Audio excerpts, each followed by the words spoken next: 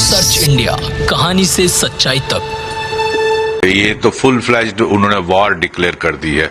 जिस तरह का उन्होंने सिविलियन एरियाज पर हमला किया है, अपनी हैसियत में नहीं रहेगा, नक्शे से मिट जाएगा। ये मैं देशवासियों की तरफ से कह रहा हूं। पाकिस्तान अब इसके 4 या 5 हिस्से होकर रहेंगे। हमने पूरा मौका दिया था उसको कि अभी भी सुधर जाओ, तो ये फिर धर्म युद्ध है, अच्छाई और बुराई का युद्ध है, जिसको धर्म युद्ध हम बोलते हैं। अच्छाई और बुराई, अगर वो बुराई दिखा रहे हैं तो अच्छाई उस पर जीत ही करेगी। आज बहुत बड़ी कोशिश थी और ये तो फुल फ्लैज्ड उन्होंने वॉर डिक्लेयर कर दी है। जिस तरह का उन्होंने सिविलियन एरियाज पर हमला किया है, हमारी एयरपोर्ट पे, जो डिफेंस एयरपोर्ट है, उस पर हमला किया है और पूरे भारत के जितने भी नॉर्दर्न इंडिया के शहर हैं उन पर हमला किया। ये फुल फ्लैज्ड वॉर डिक्लेयर की है। अब मैं समझता हूं वक्त आ गया पाकिस्तान को सबक सिखाने का, और मुझे पूरा विश्वास है, हमें पूरा भरोसा है अपनी सेना के तीनों विंग्स पर।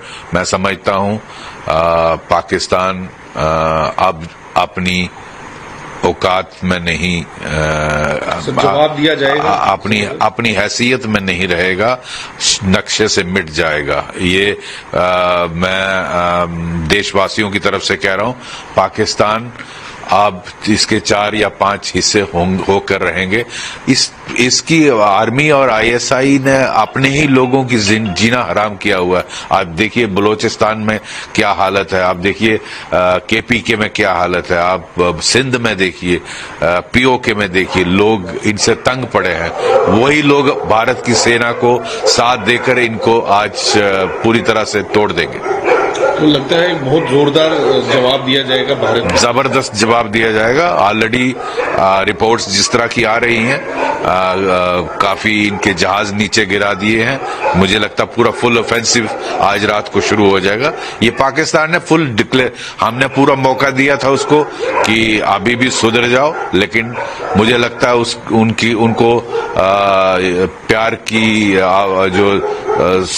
जो जवान है वो समझ नहीं आती है। अब उन्होंने अगर इस तरह की हैसियत की है तो ये फिर धर्म युद्ध है, अच्छाई और बुराई का युद्ध है, जिसको धर्म युद्ध हम बोलते हैं। अच्छाई और बुराई, अगर वो बुराई दिखा रहे हैं तो अच्छाई उस पर जीत ही करेगी और उनको खत्म कर दिया जाएगा। सर्च इंडिया, कहानी से सच्चाई तक।